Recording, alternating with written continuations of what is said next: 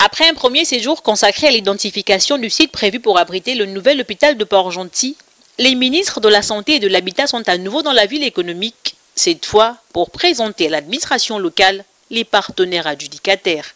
La mission principale ici est de présenter à toute l'administration provinciale nos partenaires parce qu'au demeurant, ils ont besoin d'être rassurés. Je pense que quand ils voient particulièrement les responsables des forces de défense et de sécurité, ils se sentent en sécurité. Parce que les hommes d'affaires aiment bien se sentir en sécurité. Ils vont faire venir du matériel, ils vont faire venir certains de leurs agents qui vont rester ici pendant près de 20 mois pour la construction de cet édifice.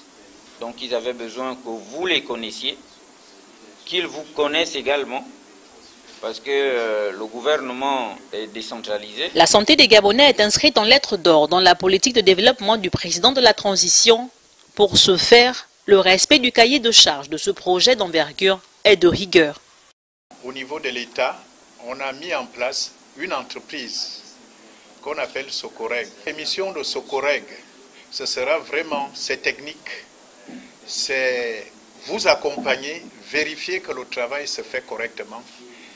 Ils seront ici régulièrement pour vérifier est-ce que le travail avance, est-ce qu'il est fait conformément à ce qui est dans les cahiers de charges pour éviter les écarts.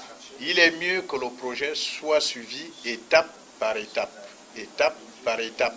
Les travaux de l'hôpital ultramoderne de Port-Gentil sont censés démarrer dans les prochaines semaines au grand bonheur des populations.